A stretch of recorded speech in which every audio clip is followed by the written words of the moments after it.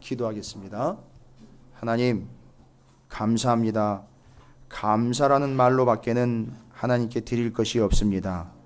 이렇게 구원함의 그 은혜를 감사함으로 매 주일마다 하나님께 드려지는 예배가 바로 여기 찾으시는 교회에서 온전한 마음과 뜻으로 들려지게 하심을 감사드리옵고, 그것이 또한 1년에 한 시간을 통하여 저희 교회가 하나님의 이름으로 이곳에 세워짐으로 지난 1년 동안 이제 앞으로 나아갈 방향을 가나안 땅을 내다보는 모압 평지의 이스라엘과 같이 내다보게 하여 주시옵시고, 그 말씀과 그 예배의 자리가 살아서 운동력이 있는 자리가 되게 하여 주시옵시며, 저희들이 살아있는 소망의 백성들로 살아있는 복음을 의지하며 살아있는 하나님의 진리를 선포하며 살아있는 존재로 살아가는 이 세상을 본받지 아니하는 온전한 존재들이 되게 하여 주시옵시고, 지나간 시간 감사하며 내다보며 하나님의 약속을 믿고 나아가게 하여 주시옵소서.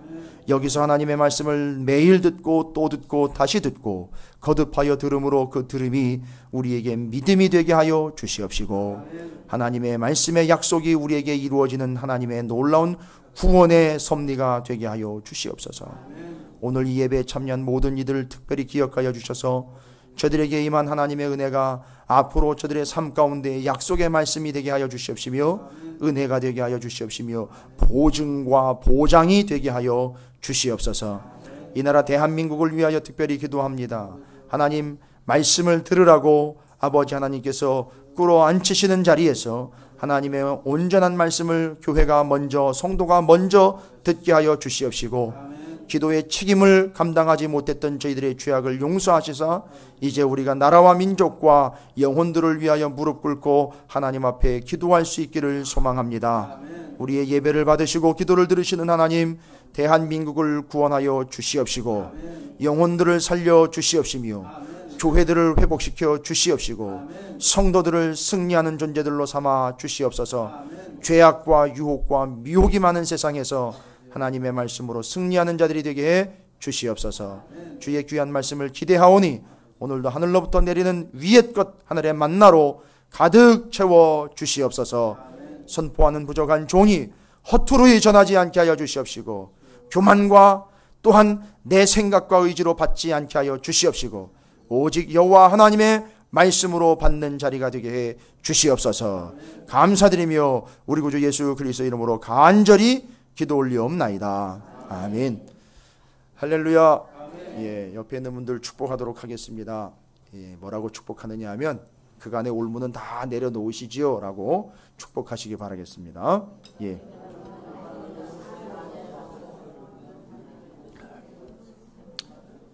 또 느닷없이 무슨 올무인가 싶으셔가지고, 여러분 제가 보여드리려고 하는 건 아니에요. 이게 저희가 아이들 제가 설교할 때 쓰던 그 기구인데, 오늘 말씀이 말씀인지라 소위 말하면 올무입니다. 올무 중에 참 강력한 쥐덫입니다. 뭘 말씀드리려고 하느냐 하면, 여러분 올무는 성경에 의하면 남이 놓고 걸리기를 바라는 올무가 아니라 성경 말씀에 의하면 우리는 저마다 자기의 올무를 가지고 살아가고 있어요. 그러다 조건이 맞으면 그 올무가 작동을 해버려요. 오늘 말씀이 그 말씀입니다. 실습해보고 싶으시면 나중에 오십시오. 제가 보여드리도록 하겠습니다. 알려드리고. 자, 여러분, 이스라엘 백성이 오늘 말씀을 보니까 가나안 땅을 들어가야 되잖아요. 그래서 가나안 땅을 들어가기 직전에 모세가 가나안 땅의 지경과 형편을 설명을 해주고 있습니다. 40년 상당히 고생스러운 여정을 보냈지만, 여러분 그건 소위 말하면 뭐 감당해내면 되는 건데, 가나안 땅의 지금 현재 영적 상태와 현실은 상당히 아주 애매할 뿐만 아니라 아주 교묘합니다. 여러분, 우리 이 가나안 땅 들어가기 전에 이 이스라엘 백성이 왜 가나안 땅에 들어가야 할 것이며, 가나안 땅이 지금 현재 어떤 상태이고, 그러면 가나안 땅에 들어가고 있는 이스라엘은 어떻게 들어가야 되는지를 여러분 생각이나 의견이나 사견이나 뭐 누가 해석해 놓은 얘기 말고요, 그 가치관 이야기 이런 거 말고요. 자기 개념 말고요. 자기가 살아온 인생의 그런 경험들로 추측해내는 거 말고 왜 들어가야 되며 그 상태는 지금 어떻고 거기로 들어가서 어떻게 해야 되는지를 누구 얘기를 들을 필요 없어요. 죄송합니다만 여기서 누구 이야기를 들으시면 안 돼요. 가나안 땅에 들어가야 되는 이유와 근거들에 대해서 여기 어느 누구도 사람의 얘기를 들으시면 안 됩니다. 들으실 필요도 없어요. 우리 그렇게 좀 서로 합의를 했으면 좋겠어요. 사람 얘기가 아니고 사람의 생각, 사람의 가치관, 사람의 의견 말고요. 좀 기록된 대로 가자고요. 기록된 바대로 갑시다. 요즘에 제가 가장 멋있는 말로 제가 부르짖는 얘기예요. 기록된 바. 한번 여러 얘기 하지 말자고요. 목사님 왜 그런 식으로 얘기를 해요? 기록된 바. 목사님의 설교를 그런 식으로 하세요. 기록된 바. 지나가다가 여러분 전도해 보십시오. 말씀 예수님이 전해 보십시오. 왜 나한테 그런 식으로 얘기를 해요? 못 알아듣지만 기록된 바. 여러분 오늘 이 가나안 땅 현실과 거길 들어가야 되는 이유와 근거들 모든 이유를 총집약을 해서 김성호 목사 얘기도 필요 없어요. 성경에 기록된 바대로 가자고요. 그럼 성경에 기록된 바에 의하면 뭐라고 나와 있느냐? 기록을 들춰봐야죠. 기록 가지고 얘기하자고요. 이 말씀 가지고 얘기하자고요. 다른 거 얘기하지 말고.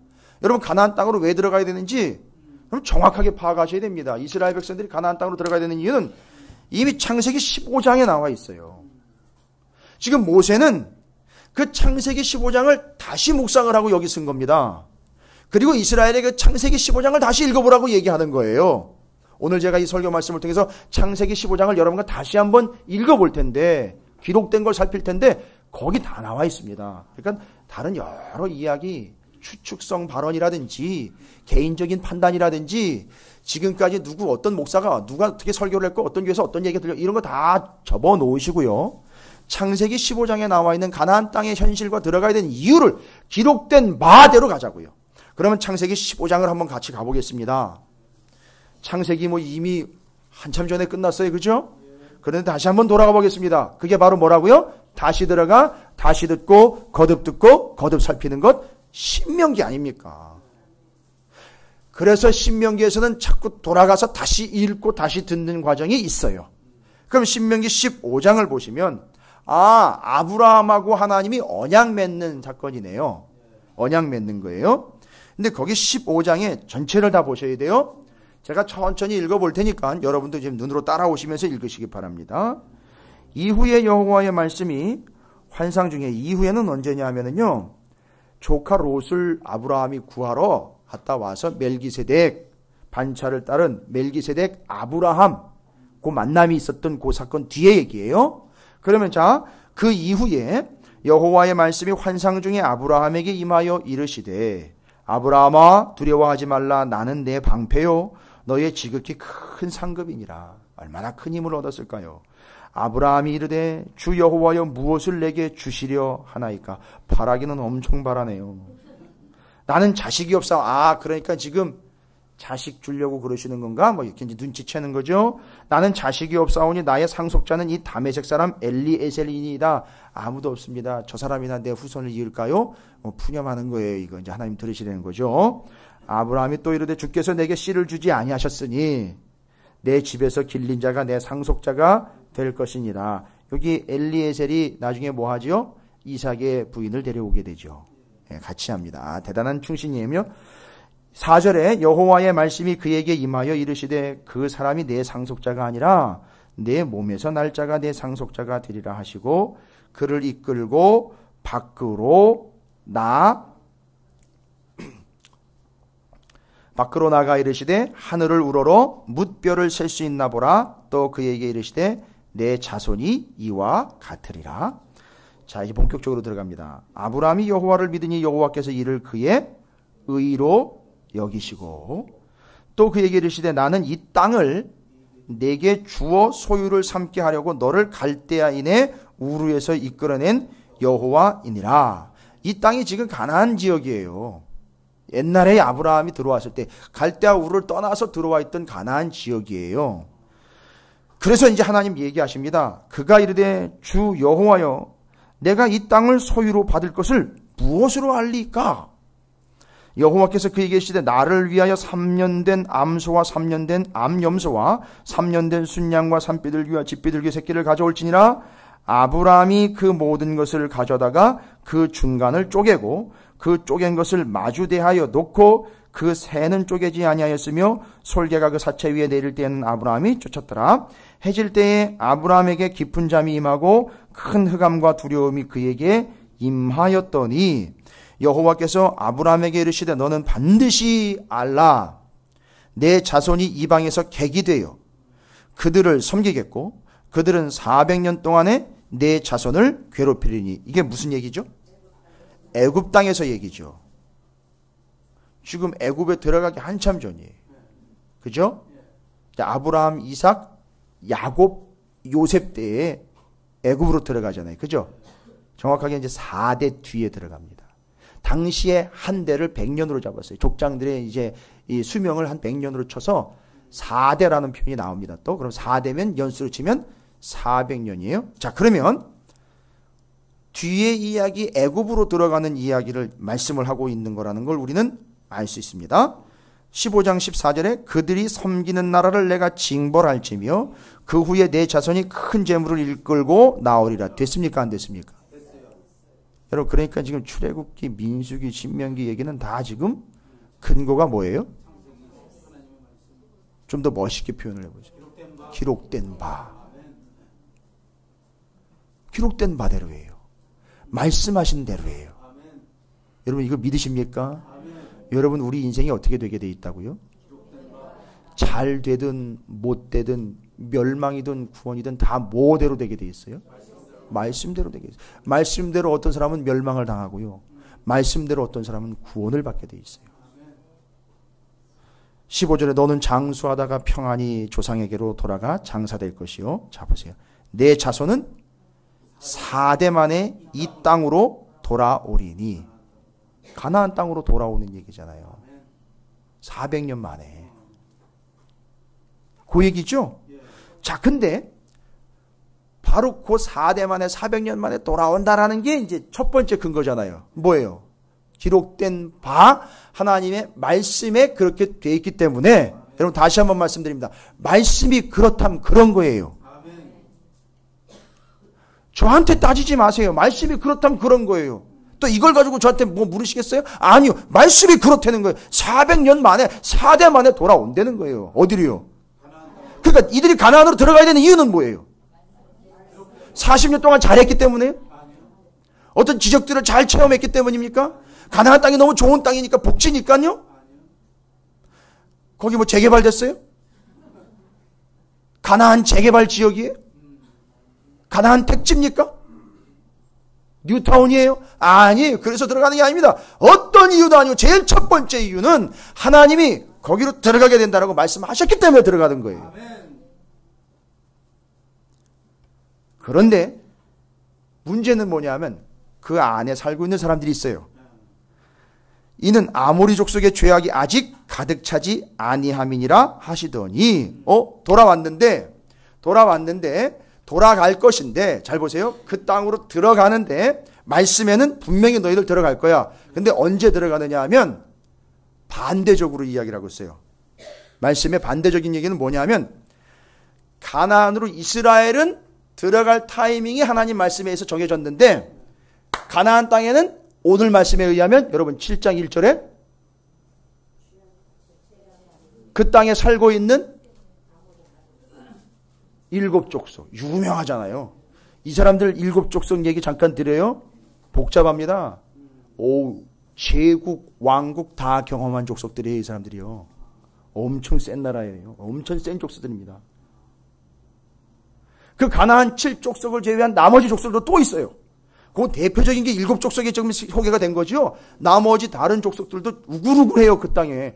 그럼 어떻게 들어가요? 근데 말씀에 들어간다니까 들어가요. 근데 뭐라고 얘기하느냐 하면 아주 재미있는 얘기가 나와 있어요. 여기.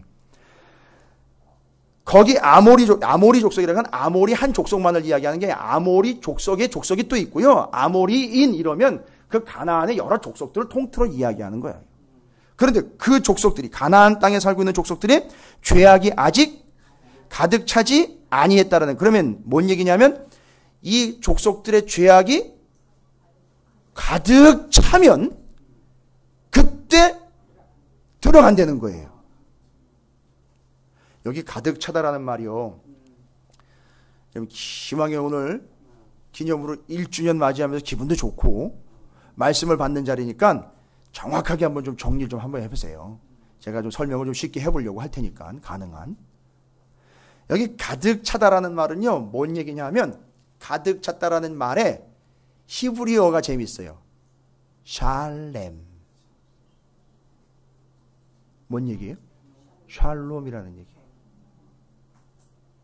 이게 샬롬은 뜻이 뭐예요? 우리가 알고 있는 건 평화예요. 샬롬이라는 뜻은. 근데 여러분 왜 그게 평화인 줄 아세요? 샬롬이라는 말을 들을 때 여러분 뭐를 떠올리시면 되느냐 하면, 보름달 있죠. 보름달. 꽉 찬 보름달. 그걸 보면 여러분 마음이 어때요? 꽉 차가지고 뿌듯해요. 그죠? 그러니까 그 샬롬이라는 뜻은 뭐냐 하면은요, 원래 뜻은 꽉 차가지고 다른 게 들어갈 틈이 없다는 얘기예요. 그러니까 우리 중엔 이기심으로 샬롬이 된 자가 있을 수 있어요. 그죠? 잘 이해가 안 되죠? 샬롬하고 이기심하고 참 이게 연결이 안 되시죠? 그러니까 우리가 지금 한 의미로만 생각을 했기 때문에 샬롬이라는 건 그냥 단순히 평화라고만 왔는데, 그게 꽉 찼다라는 건 뭔가 다른 게 들어갈 틈이 없다는 거예요. 죄송합니다만 돈으로 샬롬 돼 있는 사람들이 있어요. 그거예요. 돈만 있으면 나는 뭐를 느낀다? 평안을 느낀다. 그러니까 그 사람은 평생 뭘로 평안을 느껴야 돼요? 돈을 계속 긁어 모으는 걸로 평안을 느껴야 돼요. 그게 샬롬인 거예요, 그 사람한테는. 근데 지금 여기 가득 찼다라는 단어가 바로 샬렘, 샬롬이라는 뜻이에요. 그러니까 이스라엘 진영의 이 여러 족속들, 이 가나안 땅에 뭐가요?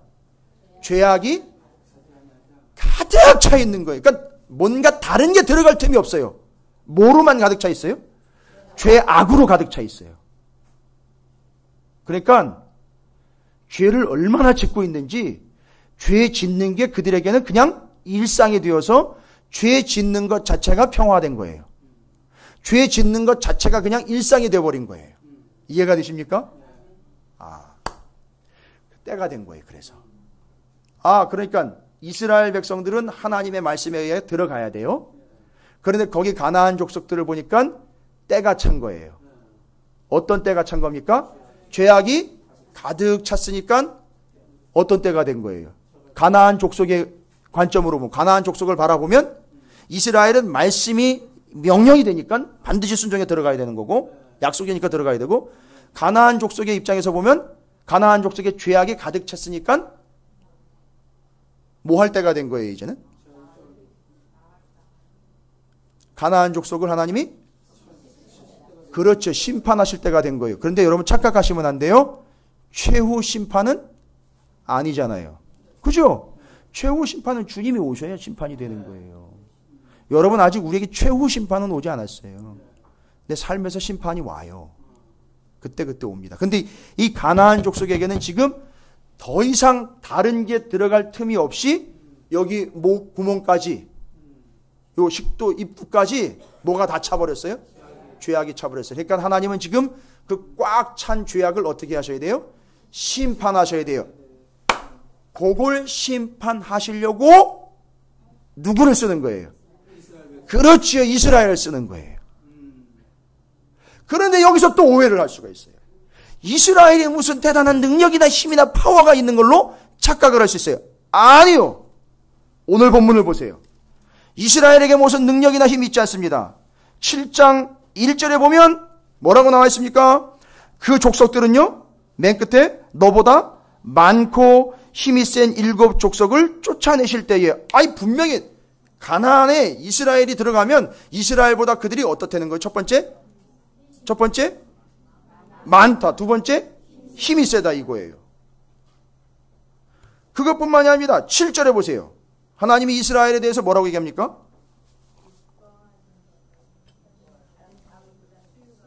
그들의 상태는요,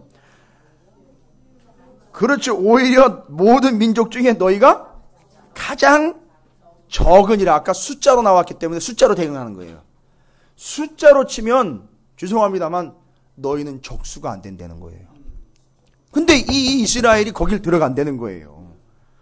목적은 그 이스라엘 땅이, 아니 가나안 땅의 그 일곱 족속과 여러 족속들이 이미 뭐가 가득했기 때문에, 죄악이 가득했기 때문에 그걸 심판하러 보내는 거예요. 이스라엘이 가서 그걸 심판의 통로로 쓰이는데, 아니 힘도 없어요. 능력도 없습니다. 숫자도 약해요. 도대체 뭘로 심판을 하신다는 건가 하나님이? 심판은 누가 하는 거예요? 하나님이 하시는 거예요. 그런데 이스라엘을 통해서 심판을 한다는 거예요. 여러분 잘 보셔야 돼요. 오늘 본문에서는 이스라엘이 전쟁을 하면서 들어가 가지고선 다 박살을 내고 다 쳐 부수는 내용, 물론 여호수아가 전쟁을 하러 나가지만 더 중요한 본질적인 건 그런데 다 쫓아내지는 못했어요. 결국 나중에. 그렇게 치면은요 완전하게 심판이 이루어진 게 아니라는 거예요. 여러분 그걸로 심판하는 게 아니에요. 이스라엘을 불러서 가나안의 죄악을 심판하시려고 하는 것은 어떤 방법과 어떤 모습으로 심판을 하느냐 하면 오늘 본문에 다 남아 있어요. 여러분 가나안이 어떻게 심판을 받느냐 하면 이스라엘을 통해서 이렇게 심판을 하십니다. 2절 3절에 연거푸 소개가 되고 있는데 그들과 어떤 언약도 하지 말 것이고 그들을 불쌍히 여기지도 말 것이고. 아니 자기네는 지금 숫자도 별로 없는 주제에 뭘 남을 불쌍히 여겨요. 여기 불쌍히 여기다라는 히브리어 원어는요 뭔 뜻이냐 하면 절절 매면서 아주 안달을 하면서 애걸복걸하면서 매달려서 은혜를 주겠습니다 라고 이야기하는 것, 그런 자세를 얘기하는 거예요. 요거는 그러니까 그들과 관계를 유지를 하려고 하는 애걸복걸함을 이야기하는 거예요. 이게 은혜를 베푼다, 불쌍히 여긴다라고 해서 자기가 높은 자리에서 남을 우습게 여기는 그 얘기를 하는 게 아니에요. 그러니까 이스라엘이 지금 이 가나안 땅의 그 죄인들과 함께 뭐 하게 된다는 거죠? 자꾸 그걸 보면 쫓아가게 되고 자꾸 관계를 맺으려고 한다는 거예요. 이유는 뭘까요? 그들이 어떠니까요? 그렇죠. 세니까요. 또 많으니까요. 당연히 그렇게 물들게 돼 있단 말이에요. 그런데 그들을 심판하는 방법은 그렇게 물드는 게 아니라 뭐 하는 거래진 거죠? 혼인하지도 말지니, 하나님이 가나안을 이스라엘 통해 심판하는 방법은 뭐냐?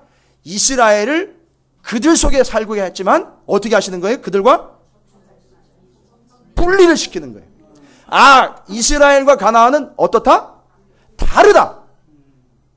우리는 그렇게 살지 않는다. 그건 내 삶의 방식이 아니다라고 어떻게 해요? 이스라엘이 분리한단 말이에요. 구별하는 삶을 산단 말이에요. 구별된 삶을 산다고요. 이게 바로 누구를 심판하는 거예요? 잘 정리가 안 되세요?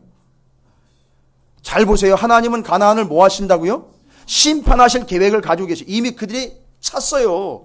더 이상 어떤 죄가 더 들어갈 만큼 여유가 없을 정도로 아주 심각하게 죄악에 만연되어 있습니다. 샬롬되어 있는 상태예요. 보름달처럼 꽉 찼어요. 그러니까 그걸 하나님 뭐 하시려고요? 심판하시려고 그럽니다. 그런데 그 소굴로 누굴 들여보냅니까? 이스라엘을 들여보냅니다. 이스라엘 입장에서는 첫 번째 들어가는 근거는 하나님의 말씀이기 때문에 들어가요. 약속이기 때문에 들어갑니다. 그런데 가나안 족속의 상태를 보면 하나님은 그들을 뭐 하시려고요? 심판하시려고 이스라엘 들여보냅니다. 근데 들고 봤더니만 처음부터 그들을 박살을 내면서 다 제하는 것도 아니에요. 나중에 가보면 남아있다는 얘기죠. 결국 그게 올무가 돼버렸잖아요. 또 나중에. 잘 보세요. 그게 결국 올무가 됐어요. 나중에는. 남겨둔 것이 올무가 됩니다. 그러니까 하나님은 이 가나안의 이 범죄와 죄악이 꽉 단 상태를 어떻게 심판하느냐 하면 하나님의 사람들이 그들과 철저하게 분리가 되고 하나님이 원하시는 삶은 그런 삶이 아니라는 걸 드러내면서 그건 아닙니다. 그건 틀렸습니다. 그 삶은 하나님이 원하는 게 아닙니다라는 걸 내가 드러내므로 구별된 삶으로 죄악과 분리되는 순간 나는 분리가 되지만 그들은 뭐가 되는 거예요? 그 죄악으로 인하여 심판받는 게 되는 거예요. 이게 최후 심판은 아니지만 그 당대에 그들에게 심판이 임하는 거예요. 그러면 그걸 경험하면 그 사람들은 어떻게 해야 돼요? 돌아와야지요. 그걸 보고 돌아와야 되는 거예요. 아, 이렇게 돼서 분리가 돼버리는 거구나. 아, 이렇게 해서 떨어져 나가는 거예요. 이러다 보면 죽는 거로구나. 깨닫고 돌아와야 된다는 거예요. 분리가 되니까요. 그게 가나안을 향한 하나님의 뜻이에요. 잘 보세요. 이게 두 가지 뜻인 거예요. 그러니까 하나님의 말씀에 기록된 바대로 가면 반드시 들어가야 돼요. 왜요? 약속이니까요. 그러나 이스라엘 족속을 한번 보자고요. 그들의 지금 상태는요, 심판받아야 되는 상태입니다. 그러니까 그 심판을 위하여 누굴 들여보냈습니까? 이스라엘을 보냈습니다. 왜? 어떻게 해서 심판을 받았습니까? 그들이 이스라엘과 분리됨으로요. 그 이전에는 어떤 삶을 살았습니까? 다 똘똘 뭉쳐가지고 하나가 되어서 이게 맞는 삶이다. 죄악이 계속 만연이 돼도 틀린 것이라는 걸 모르는 채로 그렇게 살아갔지요. 그런데 이스라엘이 들어오면서 무슨 상태가 발생이 됩니까? 본질로부터 자기들이 분리가 되었다라는 게 드러나는 거예요. 죄인이기 때문에. 여러분, 이게 심판이에요. 뭐 하늘에서 벼락이 떨어져가지고 그 사람이 바닥에 꼬꾸러져야 심판이 되는 게 아니라 이게 심판이라는 게, 이게 분리가 되어서 아, 내가 다른 길로 가고 있구나, 내가 틀린 것이로구나, 내가 아닌 것이로구나, 이게 분리를 경험한다라면 여러분, 그게 바로 심판이라고요. 이게 가나안의 속성이에요. 자, 그러면 뭐 창세기 15장에 의하면 정확하게 이 가나안 땅으로 들어가야 하는 이유는 확인이 되었죠. 첫 번째, 뭐가 된 거예요? 말씀으로 인하여 들어갈 때가 된 거지요. 두 번째로 보면 전적으로 하나님의 약속인데 가나안 땅의 입장에서 보면 그들에게 뭐가 임한 거죠? 죄악이 이미 만연된 거예요. 그래서 그들을 뭐하기 위해서? 심판하기 위해 들여보내시는 거예요. 근데 이제 하나님에겐 걱정이 있어요. 하나님에겐 걱정이 있습니다. 그들과 분리를 시켜야 되는데, 그러니까 하나님이 분리시킨다라고 하나님한테 다 떠넘기지 마세요. 그들 스스로가 어떻게 해야 돼요? 그들과 분리된 삶을 살아줘야 돼요. 하나님의 뜻이에요, 이게. 들어가면 그들과 어울려서 대충 엄벙덤벙하면서 섞여 사는 것이 아니라 분리가 되어 살아야 되는데, 그 가나안 7족속 같은 경우 세다 그랬잖아요. 많다 그랬잖아요. 하나님이 그건 당신이 치신대요. 그건 당신이 치신대요. 그러니까 너희는 뭐만 하라는 얘기죠, 결론은? 너희는 철저하게 분리된 삶을 살려는 거예요. 뒤섞여 살지 말고, 혼합되어 살지 말고, 영향받지 말고 살려는 얘기잖아요. 근데 여러분 아시잖아요. 어떻게 됐어요? 분리된 삶을 통해서 하나님이 가나안을 심판하시고 그 땅이 이스라엘에게 약속의 땅이 되도록 해야 되는데, 여러분, 이스라엘, 가나안 땅이요, 새하늘과 새 땅 아니에요, 여러분. 아직 새하늘과 새 땅이 아니라고요. 다 이루어지고 완성된 게 아니에요.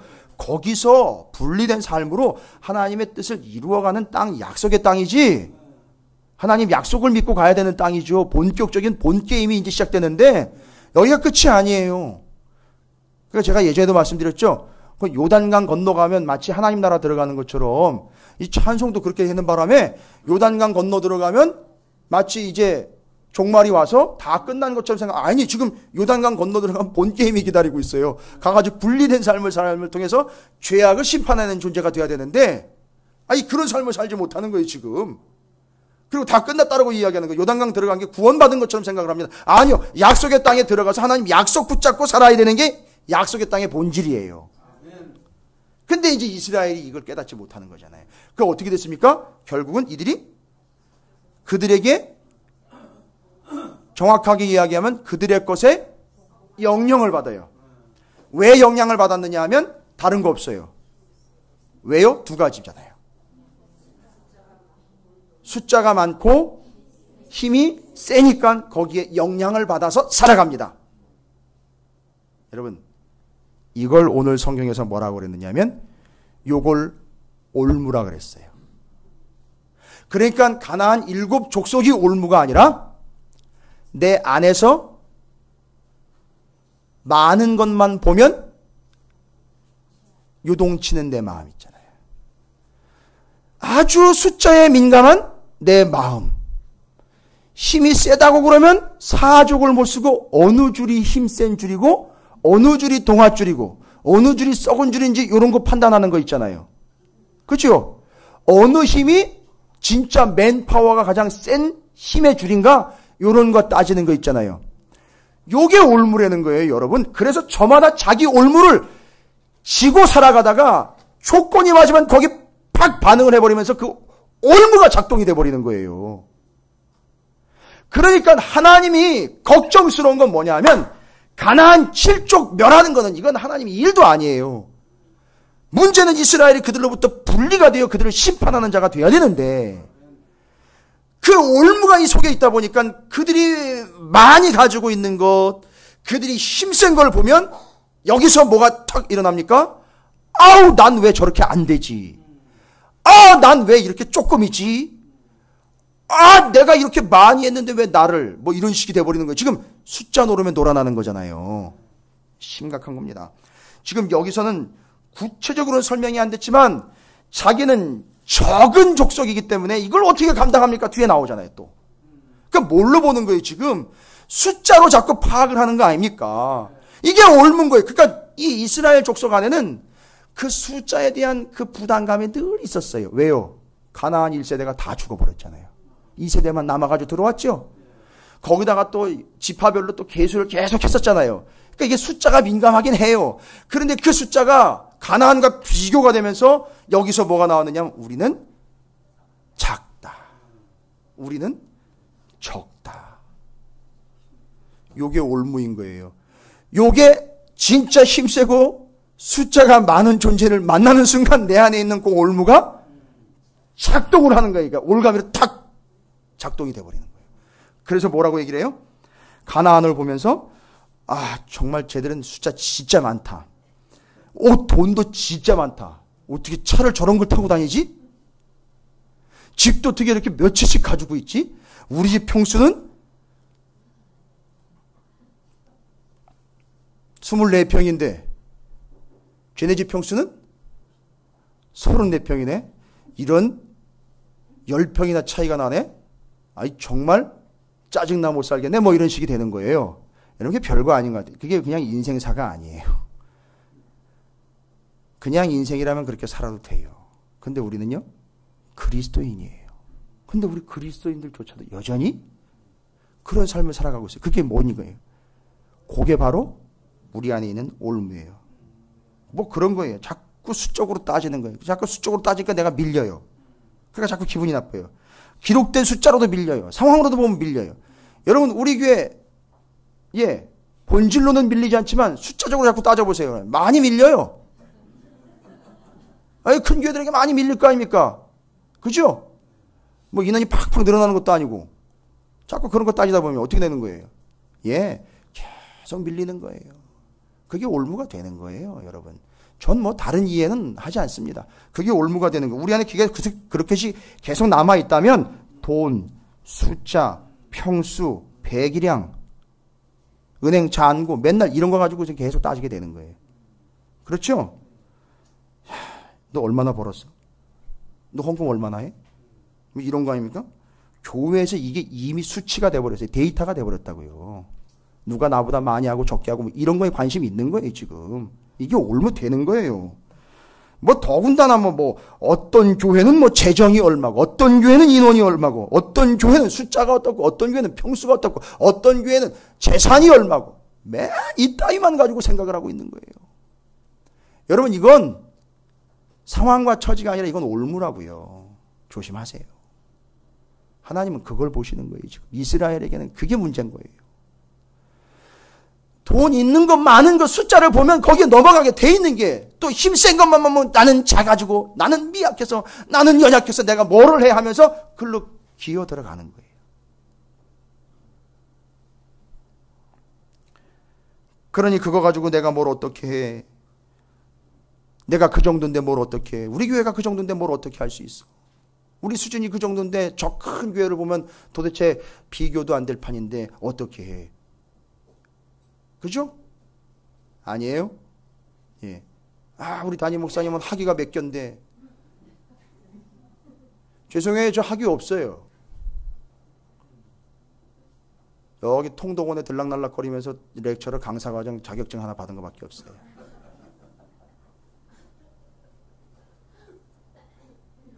제 재산이요? 없어요. 제 이름으로는 돼 있어요. 교회하고 이렇게 해서 어쩔 수 행정적으로 제가 제 이름으로는 됐어요. 그 뭐 찾으시는 교회 거지 뭐 제 건가요? 다 그렇게 돼 있어요, 지금. 그렇게 따지면 저는요, 밖에 나가면 많은 교회들과 많은 목회자들 앞에서 서열로 치면 저 뒤로 가서 이미 미리 자리를 잡아야 돼요. 여러분, 조금이라도 이것 때문에 내 마음에 제가 목회자로서 내지는 성도로서 교회로서 속에서 무언가 끓어오르는 게 있고 뭔가 미심쩍은 것이 생기기 시작을 하고 뭔가 아쉬운 것이 생기기 시작한다. 여러분, 그게 뭐라고요? 그게 올무예요. 그러니까 올무는 밖에 있는 게 아니에요. 올무는 내 안에 있는 거예요. 여러분, 앞으로 우리가 2년 3년 가야 되잖아요. 올무는 저 밖에 있는 게 아니에요. 제가 뭐 다른 교회 다른 목사 얘기한다고 그들이 올무라고 착각하시면 안 돼요. 올무는 우리 안에 있어요. 내 안에 이미 있고 도사리고 있기 때문에 그게 그 조건만 맞으면 그게 올무가 작용을 하는 거예요. 야, 이게 참 아픈 거지요. 너무너무 아픈 거예요. 왜 그것이 우리 안에 있는지를 성경이 이야기해주고 있잖아요. 신명기 7장 16절에 보니까 신명기 7장 16절 한번 보겠습니다.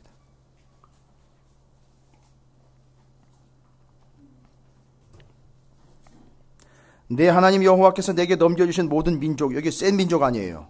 많은 민족들이죠. 근데 하나님 어떻게 하셨대요? 넘겨줬대요. 그러니까 이게 착각을 해요. 자기한테 선물로 준 줄 알아요. 그게 아니고 그걸 보면 내 눈이 뭐 하지 말래요? 긍휼히 여기지 말라. 아까 긍휼히 여긴다는 거 얘기했죠. 그들과 관계를 맺어가지고 어떻게 해서든지 그들과 뭐 하려고요? 관계를 맺으려고 하는 거예요. 왜요? 그들이 뭐 하니까? 세니까. 그들이 뭐 하니까? 많으니까. 그러니까 그렇게 덤비기 시작하면 이미 내 안에서 뭐가 작동이 된 거예요? 올무가 작동이 된 거예요. 그러니까 그 올무는 이미 누구한테 있는 거예요? 긍휼히 여기려고 하는 내 마음. 야, 숫자 많은 사람 저 사람, 힘센 사람 저 사람, 힘센 거 저거, 돈 많이 들어올 것 같은 저거, 힘센 존재 저것과 내가 어떻게 해야 되겠다? 관계를 맺어야 되겠다. 그래야 내가 어느 정도 확보를 할 수 있으니 이미 뭐가 작동? 올무가 작동된 거예요. 여러분, 올무에 걸린 멧돼지 보신 적 있으세요? 작년 연말에 한참 그 잘못된 밀렵꾼들 때문에 온 나라가 몸살을 앓을 때 그 밀렵꾼 단속하는 환경단체 지킴이들과 함께 나라에서 이 산 하나에 매놓은 올무를 거두러 다녔는데 산등성이 하나에서 350개가 나와요. 그리고 심지어는 제가 보여드린 이건 뭐 비교도 안 돼. 한 10배 정도 되는 그 큰 덫을 갖다가 놓고는 이미 다리가 잘린 채로 잡혀있는 동물. 올무에 걸려가지고 이미 죽어있는 멧돼지. 뭐 이런 것들을 수도 없이 보여준 적이 있어요. 근데 그것 단속하는 단속 환경 지킴이가 이야기하기를 이렇게 죽어가는 동물들은 상당히 고통스럽게 죽는다는 거예요. 아주 고통스럽게 죽는다는 거예요. 그래서 그 사람 얘기예요. 제 얘기가 아니라 그 사람 얘기인데 이렇게 올무를 놓는 사람들은 올무에 한번 걸려봐야 된다는 거예요. 그 정도로 얘기를 해요. 얼마나 고통스러운지. 여러분, 가시채를 뒷발질하기가 얼마나 힘드십니까, 여러분? 여러분의 올무에 매일매일 매번 기회가 올 때마다 여러분은 걸려버리게 되니 얼마나 힘드셔요. 숫자만 보면 혹 해버리고 힘과 권력을 보면 거기 혹 해버리고 넘어가게 되고 그것 때문에 밤에 잠을 설쳐가면서 난 왜 이거밖에 안 되는가? 왜 나한테는 이거밖에 없는가? 왜 저 사람이랑 비교했을 때? 왜 저 교회랑 비교했을 때? 왜 저 나라랑 비교했을 때? 왜 저 집이랑 비교했을 때 나는 왜 이 모양인가? 라고 매일매일 그 숫자와 힘의 논리에 지배당하고 있는 우리가 현재 지금 뭐에 걸려 있는 거냐? 올무에 걸려 있는 거예요. 신명기 7장 25절에 또 나와 있어요. 뭐라고 나와 있습니까? 너는 그들이 조각한 신상들을 불사르고 그것에 입힌 은이나 금을 탐내지 말며. 잘 보세요. 제가 금요일날 말씀드렸죠. 왜 우상을 섬기는지. 왜 우상을 섬기는지 다 나왔어요. 답이 다 나왔어요. 그 우상에게 뭘 씌워놨다고요 지금? 금하고 은을 씌워놨으니까 최대한 여러 우상을 확보를 하면 어떻게 돼요?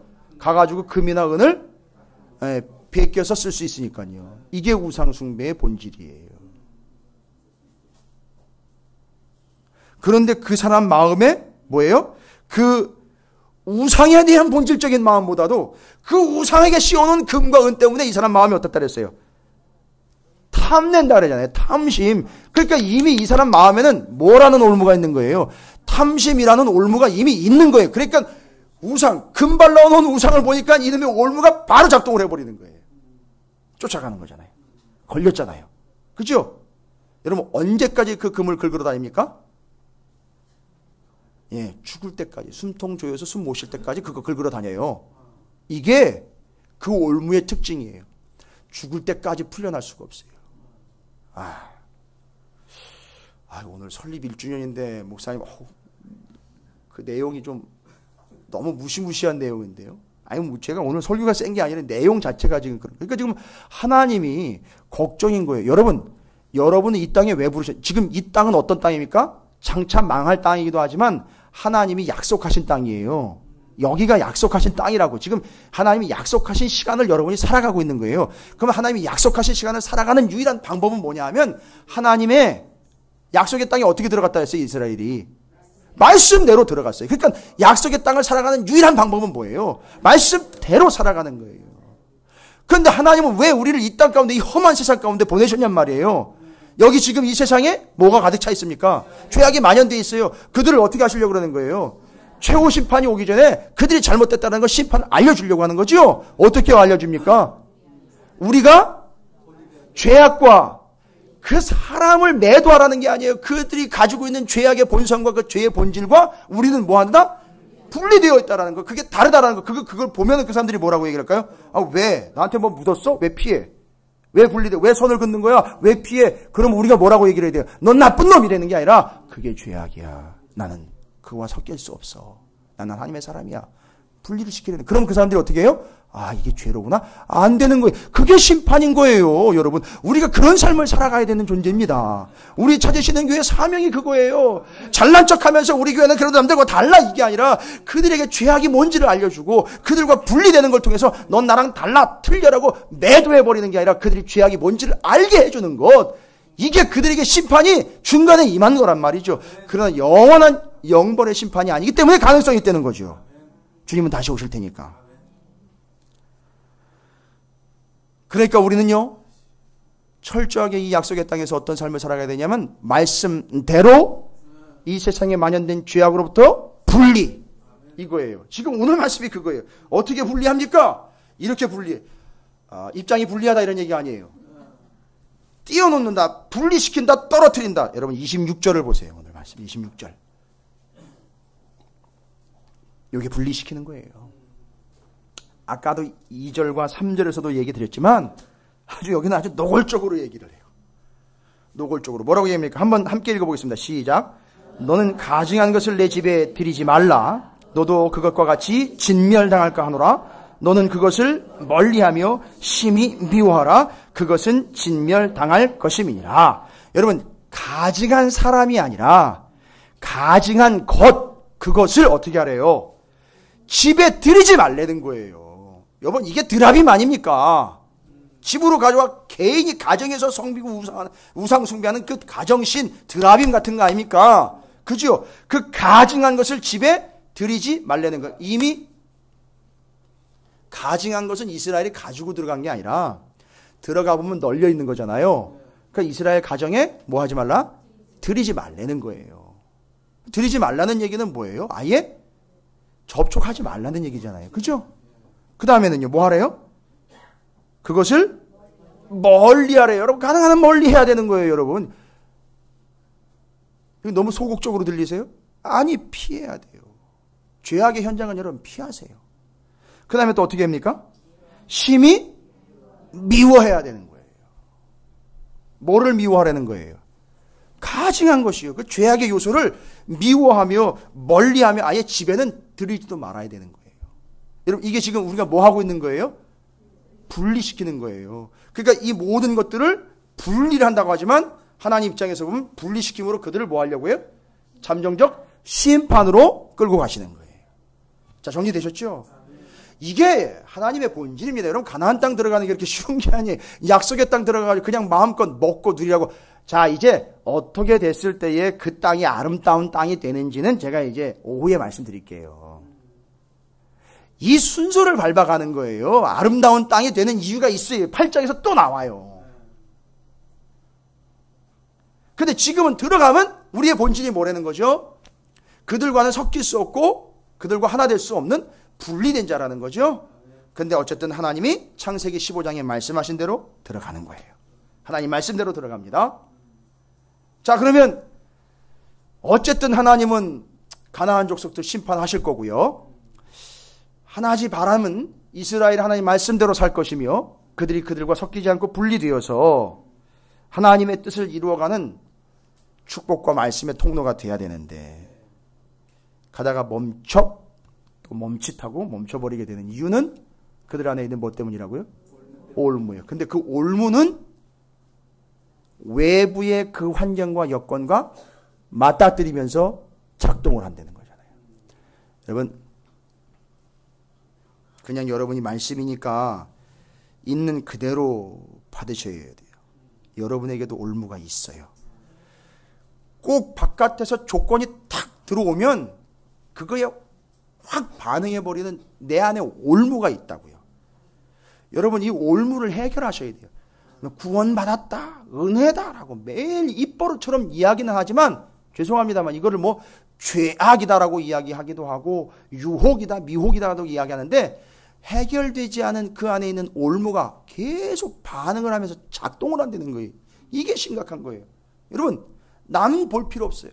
남의 얘기 지금 상황이 중요한 상황이 내 안에 지금 올무가 있단 말이에요. 거기 걸려버리면 계속 숨통을 조여오면서 여러분 죽게 돼 있단 말이에요. 그건 제거를 해야 되는데 오늘 그게 이제 주 목적이에요. 오늘 말씀에 올무를 제거를 해야 되는데 올무가 뭔지를 확인 또 해야 될 거 아니에요. 내 안에 있는 올무, 보이는 올무 말고요. 그런 거 보이는 거.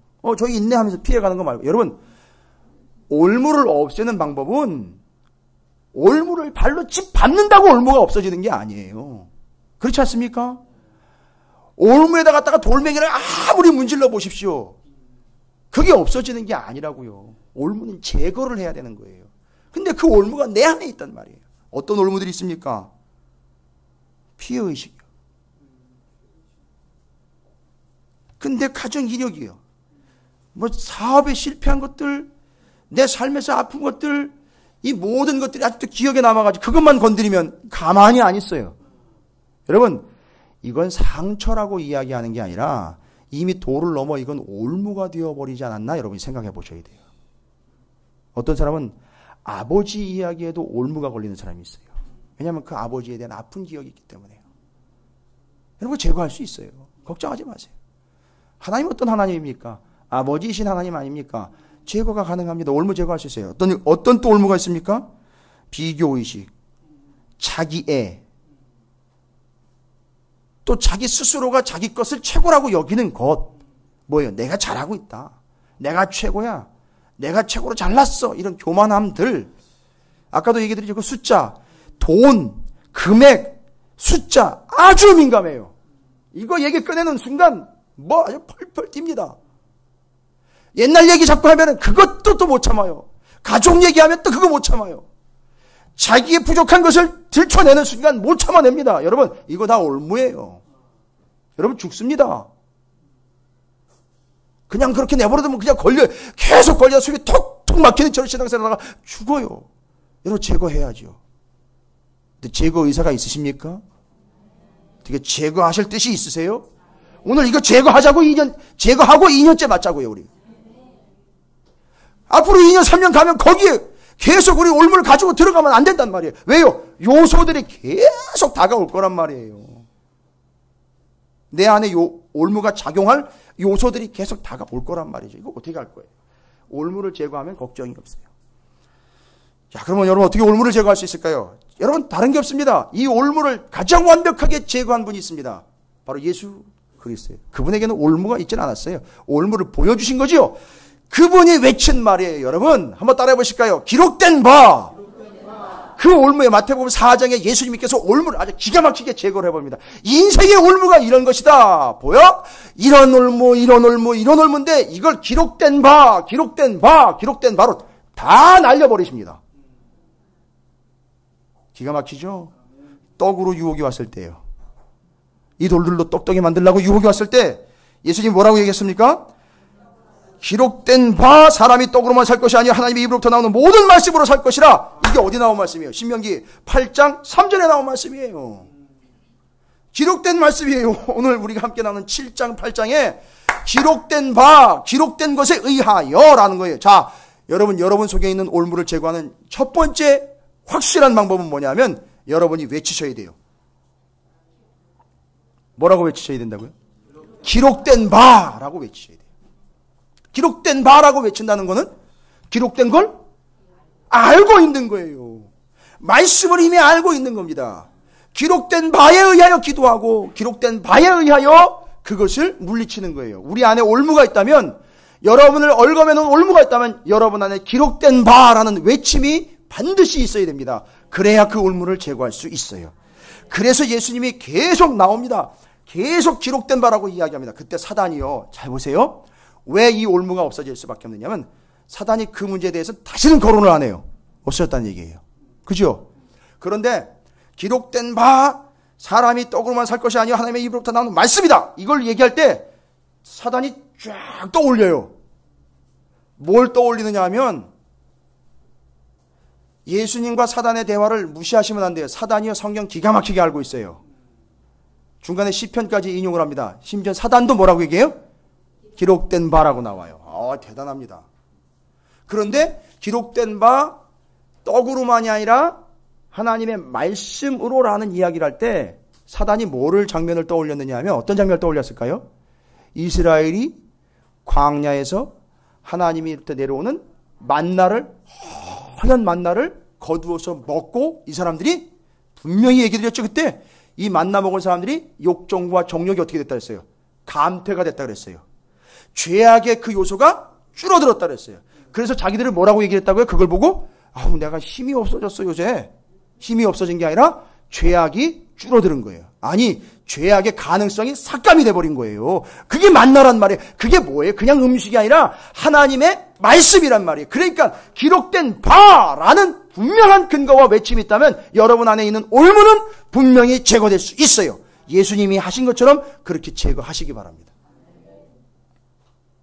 여러분의 입에서 기록된 바라고 이야기하실 수 있는 모든 말씀들이 있는지 한번 질문해 보시고, 매 시간마다 전파되는 하나님의 말씀이 기록된 바 말씀이 아닙니까? 여러분이 그런 말씀을 늘 받고 그 말씀으로 기록된 바의 삶을 살아가시기를 주님의 이름으로 축원을 드립니다. 그게 올무를 제거하는 법이에요. 올무 제거하는 첫 번째 방법, 기록된 바를 외치며 기록된 바대로 살아가는 거예요. 그리고 기록된 바를 외치는 겁니다. 할렐루야. 기억하십니까? 기록된 바를 외치고 기록된 바대로 살며 기록된 바를 전하는 겁니다. 바! 어떻게 하고요? 첫 번째, 외치고 살고 전하는 겁니다. 이게 바로 예수 그리스도께서 하신 방법이에요. 그래서 기록된 바, 그것으로 여러분이 여러분의 속에 있는 올무를 제거할 수 있을 줄로 믿습니다. 쉽게 얘기하면 말씀을 철저하게 붙잡으시라는 얘기입니다. 다른 거 없습니다. 두 번째는요, 이 올무는요, 오늘 본문에도 나와 있습니다. 구별된 삶을 통하여 제거가 됩니다. 그러니까 자꾸 그것이 맞닥뜨려지게 되면 어떻게 된다고요? 그거와 자꾸 만나게 되면, 그 센 것과 많은 것과 자꾸 만나면 이 속에서 뭐라 그런다고요? 우리는 너무너무 작고 연약한 민족인데, 이렇게 나오잖아요. 그죠? 그러니까 그것과 자꾸 접촉하게 되면 내 안에서 뭐가 작동한다고요? 올무가 작동하게 되어 있습니다. 그러니까 어떤 삶을 살아야 됩니까? 죄악과 가증한 것과 죄악된 요소들과 어떤 삶? 분리되는 삶, 구별되는 삶. 이게 뭐예요? 분리, 구별을 뭐라고 얘기했습니까? 이걸 두 글자로 구별이라고 했잖아요. 내가, 하나님이 얘기했잖아요. 그렇죠. 거룩인 거예요. 그래서 그 거룩, 구별을 통하여 여러분의 삶에 뭐가 제거가 된다고요? 올무가 제거가 된다고요. 뭐만 만나면 계속해서 내 속 안에서 나를 깐죽거리면서 나를 힘들게 하고 나를 긁어서 나를 얽어매서 자꾸 어렵게 하는데, 그 올무를 구별됨을 통하여 여러분이 제거할 수 있다는 겁니다. 첫 번째 뭐로 제거한다고요? 기록된 바로 제거하는 겁니다. 두 번째는요, 구별로 제거하는 거예요. 세 번째 끝입니다. 끝으로 그 올무에서 벗어나는 방법은, 저는 여기서 너무 큰 은혜를 받았어요. 여기서 너무 큰 은혜를 받았어요. 뭡니까? 세 번째 끝으로 올무에서 벗어나는 방법은 올무의 제거 능력이 나한테 있지 않고 누구한테 있다? 하나님에게 있다는 걸 믿는 거예요. 오늘 말씀하셨어요. 8절을 보십시오. 7장 8절입니다.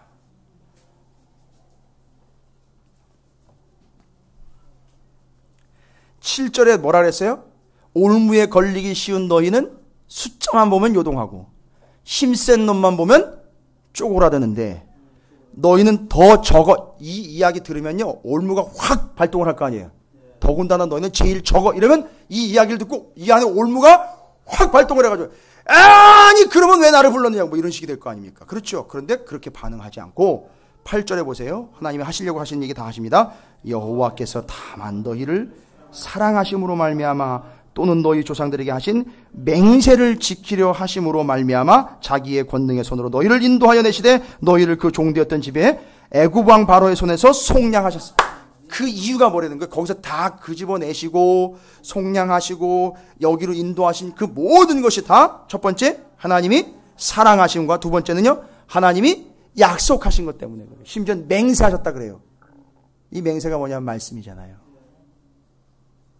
그러니까 지금 이 올무에서 벗어날 수 있는 힘과 능력은 나에게 있는 게 아니라 하나님의 사랑과 하나님의 능력으로 가능한 거예요.